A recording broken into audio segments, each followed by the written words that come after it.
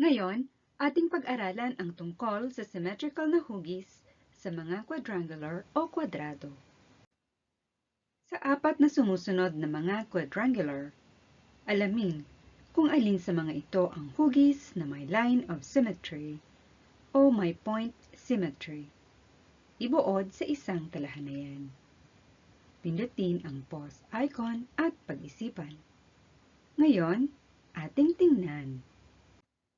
Una, ang parallelogram. Sa simula, alamin natin kung ang parallelogram ay isang hugis na may line of symmetry o hindi.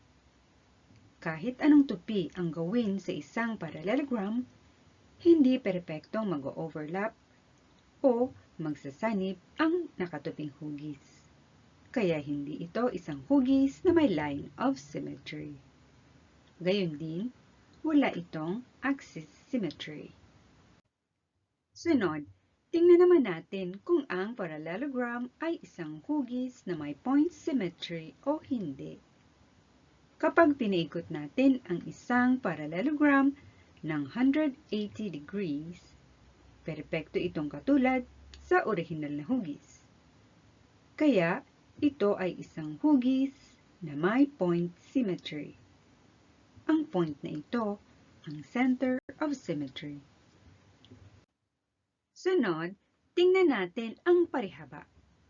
Alamin natin kung ang parihaba ay isang hugis na may line of symmetry o hindi. Kapag tinupi natin ng ganito ang isang parihaba, perpektong mag-overlap o magsasanib ang nakatuping hugis. Kaya, ito ay isang hugis na may line of symmetry. Dahil may dalawang paraan ng pagtupi, dalawa ang axis symmetry nito. Sunod, tingnan naman natin kung ang parihaba ay isang hugis na may point symmetry o hindi. Kapag pinaikot natin ang isang parihaba ng 180 degrees, perpekto itong katulad sa orihinal na hugis. Kaya, ito ay isang hugis na may point symmetry. Ang point na ito ay ang center of symmetry. Sunod, ang rhombus. Alamin natin kung ang rhombus ay isang hugis na may line of symmetry o hindi.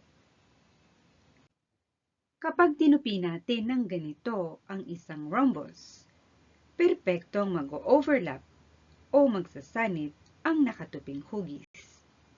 Kaya, ito ay isang hugis na may line of symmetry. Dahil may dalawang paraan ng pagtupi, dalawa ang axis symmetry nito. Sunod, tingnan naman natin kung ang rhombus ay isang hugis na may point symmetry o hindi.